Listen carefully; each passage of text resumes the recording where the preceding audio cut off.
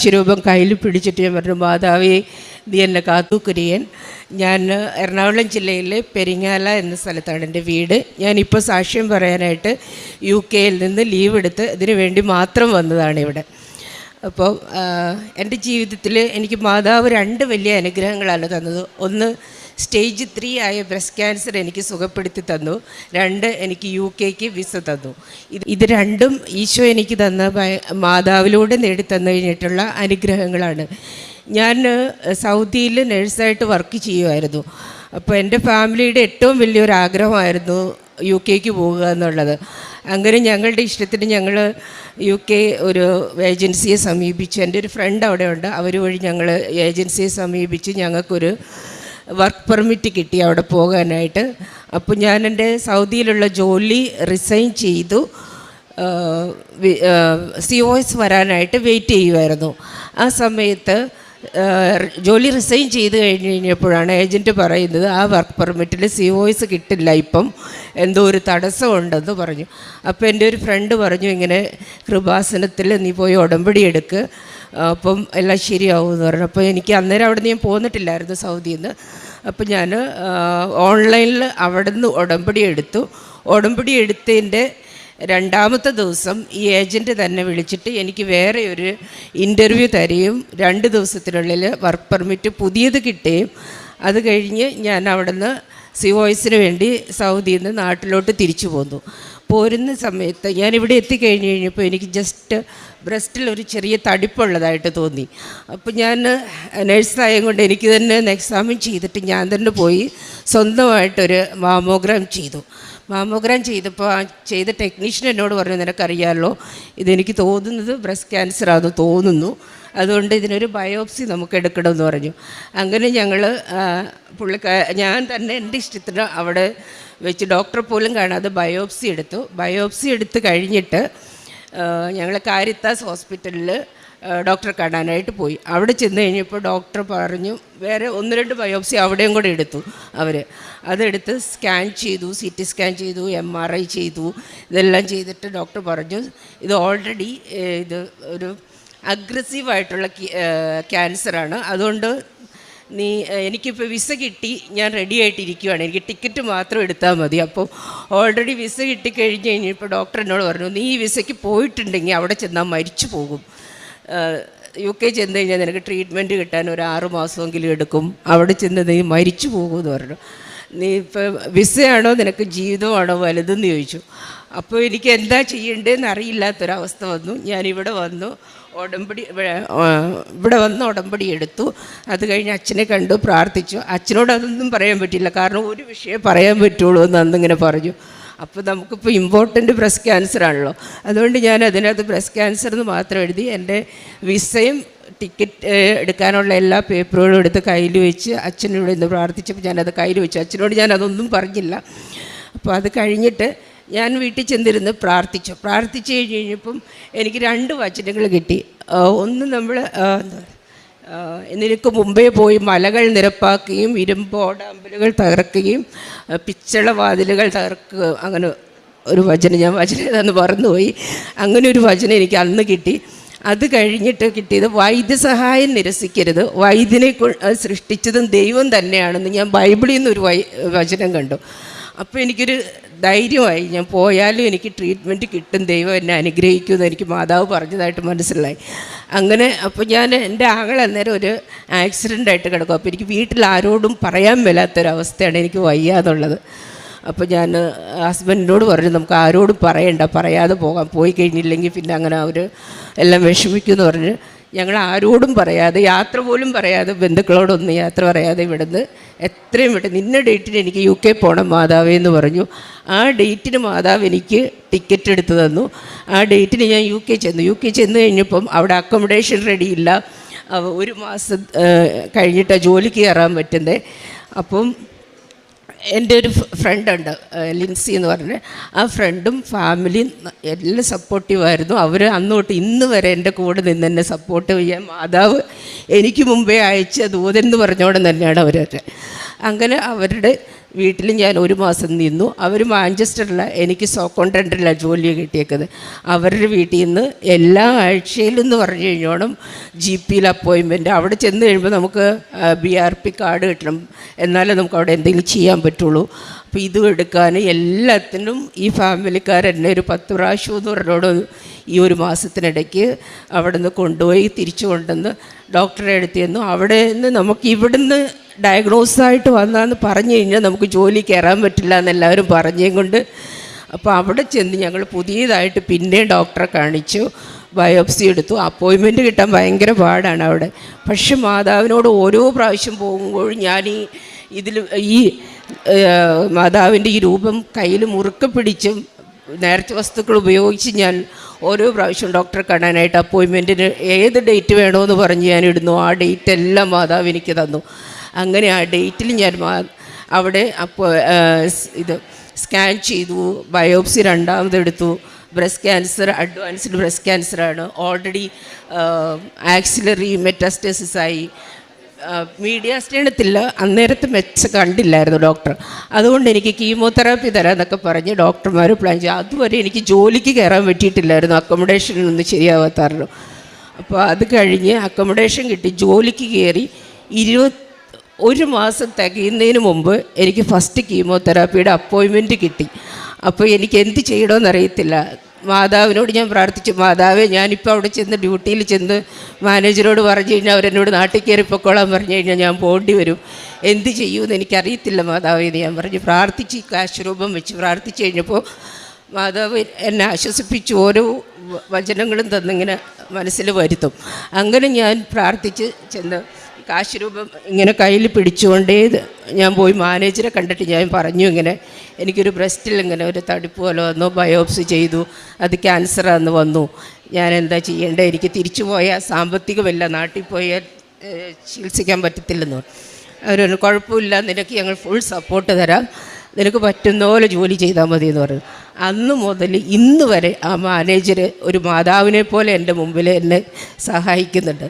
അത് കഴിഞ്ഞിട്ടാണെങ്കിലും കീമോയ്ക്ക്, first കീമോയ്ക്കുള്ള appointment എനിക്ക് കിട്ടി. ഞാൻ ചെന്ന് ഫസ്റ്റ് കീമോ എടുത്തു കഴിഞ്ഞപ്പം ആണ് പെറ്റ് സ്കാൻ്റെ റിപ്പോർട്ട് ആ ഫസ്റ്റ് കീമോ കഴിഞ്ഞിട്ടാണ് വരുന്നത്. അപ്പോൾ ഞാൻ സെക്കൻഡ് കീമോയ്ക്ക് ഡോക്ടറിൻ്റെ അടുത്ത് അപ്പോയിൻമെൻറ്റ് ചെന്നപ്പോൾ ഡോക്ടർ എന്നോട് പറഞ്ഞു, ഇതിൻ്റെ ഇത് അഡ്വാൻസ്ഡ് ആണ്, ഓൾറെഡി ഇത്രൂ മെഡ്സ് ഉണ്ട്, ഈ പെറ്റ് സ്കാനിൽ അപ്പർ മീഡിയ സ്റ്റേണത്തിലും മെഡ്സ് കാണുന്നുണ്ട്, അതുകൊണ്ട് നിനക്ക് കീമോ തന്നിട്ട് ഒരു ഗുണവുമില്ല, നീ മരിച്ചു പോകത്തേ ഉള്ളൂ, വെറുതെ പാലിയേറ്റീവ് കീമോ വേണമെങ്കിൽ ഡിസീസ് നിനക്ക് വിഷമങ്ങൾ വരാതിരിക്കാനുള്ള കീമോ തരാം, പക്ഷെ അല്ലാതെ നിനക്കൊരു ക്യൂറേറ്റീവായിട്ടുള്ള കീമോ തരാൻ പറ്റത്തില്ലെന്ന് പറഞ്ഞു.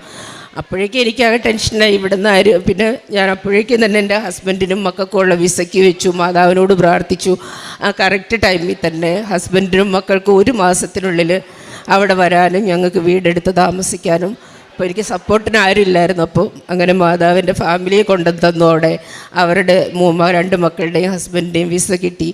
അങ്ങനെ ഞങ്ങൾ അവിടെ നിന്ന് കഴിഞ്ഞിട്ട് അപ്പോൾ ഡോക്ടറിനോട് ഇങ്ങനെയാണ് പറഞ്ഞത്, ഈ ഇതിൽ വെച്ചിട്ടുണ്ടെങ്കിൽ നീ മരിച്ചു പോകാനുള്ള, ഇവിടുന്ന് എന്നോട് ഡോക്ടർ ഇങ്ങനെ പറഞ്ഞ്, ഞാൻ കാരിത്താസിൽ പോയപ്പോൾ ആ ഡോക്ടർ എന്നോട് അന്ന് പറഞ്ഞത് ഇങ്ങനെയാണ്, നിനക്ക് വിസയാണോ ലൈഫാണോ വല്ലതെന്ന് ചോദിച്ചു. ഞാൻ പറഞ്ഞു ലൈഫാണ് വല്ലത്, പക്ഷേ കാശില്ലാത്തൊരവസ്ഥയിൽ നമ്മളിവിടെ കിടന്നിട്ട് ആരും നമ്മളെ സഹായിക്കാൻ ആളില്ല.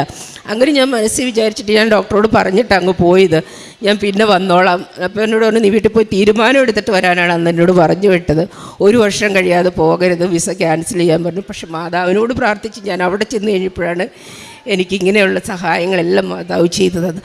അത് കഴിഞ്ഞിട്ട് ആ ഒരു കീമോ കഴിഞ്ഞ് കഴിഞ്ഞപ്പം സ്കാൻ ചെയ്ത റിപ്പോർട്ട് വന്ന്, അതിന് മുമ്പുള്ള റിപ്പോർട്ടാണ്, ഒരു കീമോ കഴിഞ്ഞപ്പോഴാണ് എനിക്ക് കിട്ടുന്നത് റിപ്പോർട്ട്. അതിൻ്റെ അകത്ത് മീഡിയ സ്റ്റേണം മെഡ്സ് ഉണ്ടെന്ന് പറഞ്ഞപ്പോൾ ഡോക്ടർ പറഞ്ഞു, ക്യൂറേഷൻ നിനക്ക് ഇതല്ല, ഡിസീസ് മാറത്തില്ല, വെറുതെ കീമോ തന്നതിൻ്റെ നോർമൽ സെൽസ് നശിച്ചു പോകത്തേ ഉള്ളൂ, അതുകൊണ്ട് നീ അത് ചെയ്തിട്ട് ഒരു ഗുണമില്ല, ഈ കീമോ നിനക്ക് ക്ഷീണം കൂടുക എന്നുള്ളതേ ഉള്ളൂ, അല്ലാതെ അസുഖത്തിനനുസരിച്ച് വേണമെങ്കിൽ ഞങ്ങൾ ട്രീറ്റ് ചെയ്യാമെന്ന് പറഞ്ഞു. അങ്ങനെ ഇപ്പം ഞാൻ 1 മിനിറ്റും ഇതിലിങ്ങനെ പിടിച്ചിട്ട് ഞാൻ മാതാവിനോട് ചോദിച്ചു, മാതാവ് ഞാൻ എന്താ പറയേണ്ടതെന്ന് ചോദിച്ചു. അപ്പം മാതാവ് എൻ്റെ മനസ്സിൽ തോന്നിച്ചതാണ്, എനിക്ക് ക്യൂറേറ്റീവ് കീമോ വേണം, പാലിയേറ്റീവ് കീമോ വേണ്ട, എൻ്റെ നിങ്ങളിൽ രണ്ട് അവിടെ ട്യൂമർ ബോർഡ് എന്ന് പറഞ്ഞിട്ട് ഒരു ബോർഡുണ്ട്. അവരെല്ലാവരും കൂടി ഈ റിപ്പോർട്ടുകളെല്ലാം ഡിസ്കസ് ചെയ്തിട്ടാണ് പാലിയേറ്റീവ് കീമോ തരുള്ളൂ എന്ന് ഇത് ചെയ്തത്.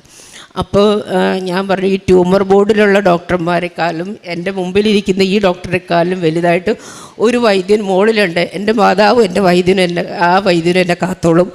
അതുകൊണ്ട് എനിക്ക് ക്യൂറേറ്റീവ് കീമോ തന്നെ വേണം ഡോക്ടർ എന്ന് ഞാൻ പറഞ്ഞു. ഓക്കെ, ഇതെൻ്റെ ഇഷ്ടം അതാണെങ്കിൽ നമുക്ക് 2 തന്നൂടെ ട്രൈ ചെയ്ത് നോക്കാമെന്ന് പറഞ്ഞു. എന്നിട്ട് ഡോക്ടർ പറഞ്ഞു, എന്നാലും ഞാൻ നിന്നെ ഒന്ന് എക്സാമിൻ ചെയ്ത് നോക്കട്ടെ എന്ന് പറഞ്ഞ് ചെന്ന് നോക്കിയപ്പോൾ ഇവിടെ 10 സെൻറ്റിമീറ്റർ നീളത്തിലുണ്ടായിരുന്ന വലിയൊരു ട്യൂമറായിരുന്നു. അത് നമുക്ക് ആർക്ക് പുറത്തുനിന്ന് പിടിച്ച് നോക്കിയാലും മനസ്സിലാകുന്ന രീതിയിൽ അത്രയും തടിച്ചിങ്ങനെ തരത്തായിരുന്നു 1 മാസത്തിനുള്ളിൽ. ആ ട്യൂമറും ആക്സിലയിൽ കുറേ ലിംഫ് നോഡ് ഉണ്ടായിരുന്നു. ഡോക്ടർ പാൽപ്പേറ്റ് ചെയ്തിട്ട് ഒരെണ്ണം പോലും കാണാനില്ലാത്തോളം മാതാവ് ഒരൊറ്റ കീമോയിൽ എനിക്ക് ഇത് തന്നു. ഡോക്ടർ പറഞ്ഞു, ഇതെന്ത് അത്ഭുതം സംഭവിച്ചതെന്ന് ഞങ്ങൾക്ക് പോലും അറിയില്ല, ഇങ്ങനെ ആദ്യമായിട്ടാണ് ഞങ്ങളിവിടെ കാണുന്നത്, നിന്നെ ദൈവം അനുഗ്രഹിച്ചത് തന്നെയാണെന്ന് ആ ഡോക്ടർ പറഞ്ഞു. അങ്ങനെ 6 ദിവസത്തെ കീമോതെറാപ്പി എടുത്തു. അത് കഴിഞ്ഞപ്പോൾ അതിനു മുമ്പ് സർജൻ എന്നോട് പറഞ്ഞത് സർജറി ചെയ്യത്തില്ല, സർജറി ചെയ്തിട്ടുണ്ടെങ്കിൽ എന്ന് വെച്ചിട്ടുണ്ടെങ്കിൽ ഒരു യൂസുമില്ല, മീഡിയാസ്റ്റേണത്തിൽ മെറ്റ്സ് ഉള്ളത് കൊണ്ട് സർജറി ചെയ്തിട്ട് ഒരു യൂസുമില്ല, വെറുതെ ബ്രസ്റ്റ് എടുത്ത് കളയാന്നുള്ള ഒരു ഇത് മാത്രമേ ഉള്ളൂ, അത് ചെയ്യില്ല എന്ന് പറഞ്ഞ് ആ ഡോക്ടർ തന്നെ പിറ്റേ ആഴ്ച എന്നെ വിളിച്ചിട്ട് പറഞ്ഞു, നിനക്ക് 6 കോഴ്സ് കീമോതെറാപ്പി കഴിഞ്ഞ് കഴിയുമ്പോൾ ഞങ്ങൾ സർജറിയും തരാം, റേഡിയേഷനും തരാമെന്ന് പറഞ്ഞ് അങ്ങനെ എല്ലാ ട്രീറ്റ്മെൻറ്റ് കോഴ്സും കംപ്ലീറ്റ് ചെയ്ത് എനിക്ക് ഡോക്ടറുടെ സർട്ടിഫിക്കറ്റ് എൻ്റെ കയ്യിലുണ്ട്. ആ സർട്ടിഫിക്കറ്റിൽ ഡിസീസ് ഫ്രീ എന്നും പറഞ്ഞിട്ട് ഡോക്ടർ എഴുതി സൈൻ ചെയ്ത് തന്നേക്കുന്ന സർട്ടിഫിക്കറ്റാണ് സിസ്റ്ററിൻ്റെ കയ്യിൽ ഞാൻ ടേബിളിൽ കൊടുത്തേക്കുന്നത്. അങ്ങനെ ഞങ്ങളെ ഓരോ കാര്യങ്ങൾക്കും അതുപോലെ ഇതിൻ്റെ ഇടയ്ക്ക് എനിക്ക് ജോലി ഇല്ലാതെ വെച്ചിട്ടുണ്ടെങ്കിൽ പകുതി ദിവസം പോലും ജോലിക്ക് പോകാൻ പറ്റുന്നുണ്ടായിരുന്നില്ല. കീമോ എടുക്കും, ഞാൻ ഛർദ്ദിക്കും, ബാത്റൂമിൽ പോവും. അത് കഴിഞ്ഞ് ഒരു 5 ദിവസം കഴിയുമ്പം എങ്ങനെയെങ്കിലും ജോലിക്ക് പോകും, അവിടെ ചെല്ലും, ബാത്റൂമിലോടും, 2-3 രോഗികൾ നോക്കും, തിരിച്ചു വരും. ഇങ്ങനെയെല്ലാം ചെയ്തിട്ടും എനിക്ക് അവിടെ ചെല്ലുമ്പോൾ എന്താണെന്നറിയത്തില്ല, ഒരു കുഴപ്പങ്ങളും ഇല്ലാത്തോളം മാതാവ് കാക്കും. വീട്ടിൽ വന്ന് കഴിയുമ്പോൾ എഴുന്നേക്കാനേ പറ്റില്ല. പിന്നെ എൻ്റെ ഹസ്ബൻഡ് നന്നായിട്ട് സപ്പോർട്ട് ചെയ്ത് ഫുഡൊക്കെ ഉണ്ടാക്കാനെല്ലാം കൂടിയും കൊണ്ട് ഞങ്ങളവിടെ അങ്ങനെ ജീവിച്ചു പോയി. പിന്നെ അത് കഴിഞ്ഞപ്പോൾ ആണെങ്കിലും ഞങ്ങൾക്ക് ജോലിയുടെ പ്രശ്നം വന്നു കഴിഞ്ഞപ്പോൾ എനിക്ക് ഈ ശമ്പളം കൊണ്ട് നമുക്ക് റെൻറ്റ് കൊടുക്കാനും അവിടുത്തെ കാര്യങ്ങൾക്കൊന്നും മനസ്സിലാകത്തില്ല. ഹസ്ബൻഡിനൊരു ജോലി ഇല്ലായിരുന്നു, പുള്ളി ജസ്റ്റ് ഓടിക്കൊണ്ടെന്നല്ലേ. അങ്ങനെ മാതാവിനോട് പ്രാർത്ഥിച്ചു കഴിഞ്ഞപ്പോൾ മാതാവ് ഒരു കെയർ ഹോമിൽ പുള്ളിക്കൊരു ജോലി ആദ്യം കൊടുത്തു. അതോട് അനുഗ്രഹിച്ച് എനിക്ക് ജോലി ഇല്ലാത്തിരുന്ന അത്രയും കാലങ്ങൾ മാതാവ് എൻ്റെ അതേ സാലറിയിൽ പുള്ളിക്ക് അവിടെ ജോലി നൽകി അനുഗ്രഹിച്ചു. അങ്ങനെ ഞങ്ങൾ സന്തോഷമായിട്ട് ഇപ്പം മാതാവിൻ്റെ അടുത്ത് നന്ദി പറയാൻ വേണ്ടി ഞങ്ങൾ വന്നതാണ്. ഞാൻ 3 മാസം കഴിഞ്ഞപ്പം എനിക്ക് ഉടമ്പടി പുതുക്കാനൊന്നും പറ്റത്തില്ലായിരുന്നു. അതുകൊണ്ട് ഞാൻ മാതാവിനോട് പറഞ്ഞു, മാതാവേ, ഞാൻ എൻ്റെ രീതിയിൽ ഞാൻ തന്നെത്താനെ ഉടമ്പടി പുതുക്കുക. അതിനങ്ങോട്ട് ഞാൻ ഇവിടെ വന്ന് പുതുക്കുന്നില്ല. അങ്ങനെ അന്ന് മുതൽ ഈ നാട്ടിലും ഇനി 26-ാം തീയതി അന്ന് വരെ ഞാൻ അരമണിക്കൂർ ബൈബിൾ വായിക്കുന്നത്. ഇതുവരെ ഞാൻ 2023 ജനുവരി 26-ാം തീയതിയാണ് ഉടമ്പടി എടുത്തത്. അന്ന് തൊട്ട് ഈ ഇവിടെ വരുന്ന എൻ്റെ 2 ദിവസം പോലെ 1-2 ദിവസമൊക്കെ ഇടയ്ക്ക് മുടങ്ങിയതല്ലാതെ ഞാൻ അരമണിക്കൂർ ബൈബിൾ വായന മുടക്കിയിട്ടില്ല. പിന്നെ കാരുണ്യ പ്രവൃത്തികളെന്ന് പറഞ്ഞു കഴിഞ്ഞാൽ എനിക്ക് അധികം ചെയ്യാനായിട്ട് എൻ്റെ ആരോഗ്യം വെച്ച് പുറത്തു പോയി ചെയ്യാനായിട്ട് ഉള്ളൊരു ഇതുണ്ടായിരുന്നില്ല. പിന്നെ ഞങ്ങളൊരു അനാഥാലയത്തിൽ നമ്മൾ പറയേണ്ട ആവശ്യമില്ല, ഫുഡ് കൊടുക്കുന്നത്. അങ്ങനെ ആത്മീയ ജീവിതത്തിൽ ഇപ്പോൾ പ്രാർത്ഥനയിൽ നിലനിന്ന് കണ്ടിന്യൂ ചെയ്ത് പോകുന്നുണ്ട്. ഇപ്പോഴും ബൈബിൾ വായിക്കുന്നുണ്ട്. ഞാനാണെങ്കിൽ കെയർ ഹോമിൽ തന്നെയാണെങ്കിലും എനിക്ക് നേഴ്സിംഗ് അസിസ്റ്റൻ്റായിട്ട് ആദ്യം ഞാൻ കെയറായിട്ടാണ് പോയത്, സീനിയർ കെയറായിട്ട്. അവിടെ ചെന്ന് കഴിഞ്ഞപ്പോൾ എൻ്റെ വയ്യായിക കണ്ടു കഴിഞ്ഞപ്പം എൻ്റെ മാനേജർ എനിക്ക് 2 മാസത്തെ ഒരു കോഴ്സ് അവിടെ അറ്റൻഡ് ചെയ്യിപ്പിച്ച് കെയർ ഹോം അസിസ്റ്റൻറ്റ് പ്രാക്ടീഷണർ എന്ന് പറഞ്ഞു, നേഴ്സിംഗ് അസിസ്റ്റൻറ്റ് പ്രാക്ടീഷണർ എന്ന് പറഞ്ഞുകൊണ്ട് ഒരു കോഴ്സ് തന്നെ പഠിപ്പിച്ച് എന്നെ അവിടെ നേഴ്സിംഗ് ജസ്റ്റ് മെഡിസിൻ കൊടുക്കുക മാത്രം ചെയ്താൽ മതി, വേറെ ഒരു പണികളും ഇല്ല, ഡോക്യുമെൻറ്റേഷനോ അങ്ങനെയുള്ള കാര്യങ്ങളൊക്കെ ഉള്ളൂ.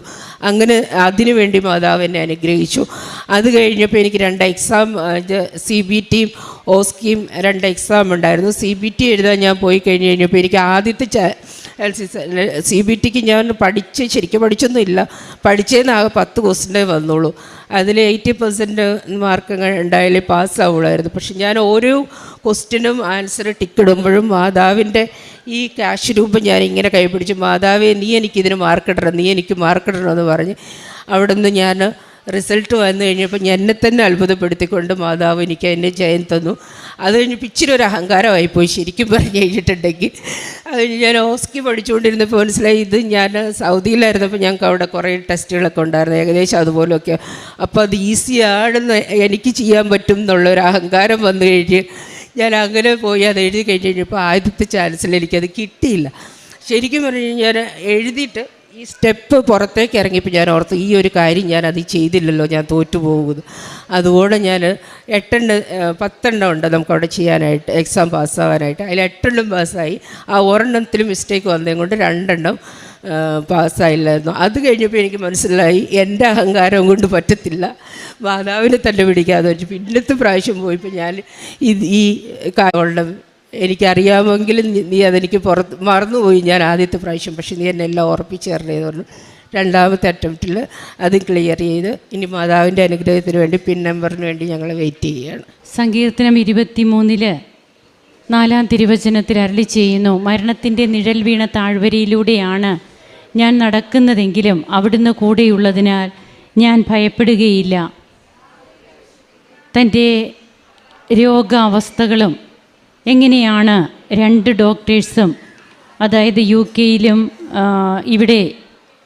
ഇവിടെയും നീ മരിച്ചു പോവുകയേ ഉള്ളൂ എന്ന് പറഞ്ഞ ആ ഒരു അവസ്ഥയിൽ നിന്ന് ഇന്ന് ഇവിടെ വന്ന് സിന്ധു കുര്യൻ സാക്ഷ്യം, അതായത് ദൈവം തനിക്ക് തിരിച്ചു നൽകിയ ജീവൻ ദൈവത്തിൻ്റെ ദാനമാണെന്നുള്ളത് ബോധ്യമായ തൻ്റെ ജീവിത നിമിഷങ്ങളെ തമ്പുരാൻ്റെ മുമ്പിൽ സമർപ്പിച്ച് ദൈവത്തെ മഹത്വപ്പെടുത്തുകയാണ്.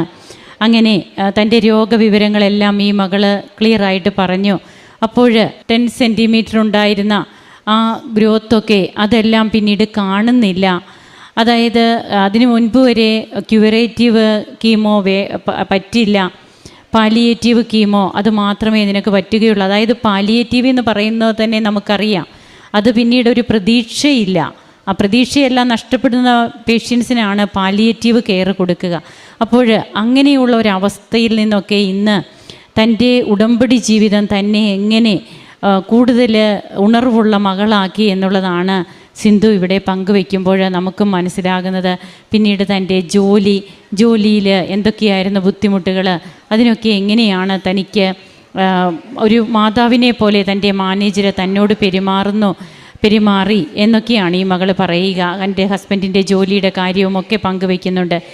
നീ വലത്തോട്ടോ ഇടത്തോട്ടോ തിരിയുമ്പോൾ നിൻ്റെ കാതുകൾ പിന്നിൽ നിന്ന് ഒരു സ്വരം ശ്രവിക്കും, ഇതാണ് വഴി, ഇതിലേ പോവുക. യെശയ്യാ പ്രവാചകൻ്റെ പുസ്തകം 30:20 നാം വായിക്കുന്ന തിരുവചനങ്ങളാണ്. തൻ്റെ ഉള്ളിലിരുന്ന് മാതാവിനോട് ചോദിച്ച് ഓരോ കാര്യവും മാതാവ് തൻ്റെ ഉള്ളിലിരുന്ന് തനിക്ക് പറഞ്ഞു തന്നു. ആ പറയുന്നത് കേൾക്കാനുള്ള ഒരു മനസ്സും കൂടി നമുക്ക് വേണം. ഇത് വെറുതെ തോന്നലാണോ എന്ന് വിചാരിച്ച് തട്ടിക്കളയാം. എന്നാൽ പരിശുദ്ധാത്മാവിൻ്റെ കൃപയുണ്ടെങ്കിൽ മാത്രമേ ദൈവമാണ് എനിക്കത് പറഞ്ഞു തരുന്നതെന്ന് തോന്നുകയുള്ളൂ. അങ്ങനെ ആ ഒരു ബോധ്യങ്ങളൊക്കെ ഈ മകൾക്ക് കിട്ടി. തന്നെ നയിച്ച താൻ എങ്ങനെയാണ് ഉടമ്പടി കാശുരൂപമൊക്കെ കൊണ്ടുപോയി ഓരോ കാര്യങ്ങളിലും തനിക്കത് കൃപയായി മാറുന്നത്. പരീക്ഷാ സമയങ്ങളൊക്കെ തനിക്ക് എങ്ങനെ തൻ്റെ കഴിവിൽ വിശ്വസിച്ചപ്പോൾ തനിക്ക് പരീക്ഷ എങ്ങനെയായിരുന്നു. എന്നാൽ it is not by merit but by grace, അത് ഉടമ്പടിയുടെ പ്രധാനപ്പെട്ട കണ്ടൻറ്റുകളിലൊന്നാണ്. അങ്ങനെ തന്നെ ബോധ്യപ്പെടുത്തി ദൈവത്തിൻ്റെ മുമ്പിൽ നിർത്തുമ്പോൾ ഈ മകൾക്ക് കിട്ടിയ കൃപകളാണ് ഇന്ന് സാക്ഷ്യങ്ങളായിട്ട് ഇവിടെ പങ്കുവയ്ക്കുന്നത്. നമുക്ക് കരങ്ങളടിച്ച് ദൈവത്തെ ആരാധിക്കാം. യേശുവേ നന്ദി, യേശുവേ സ്തുതി, യേശുവേ ആരാധന.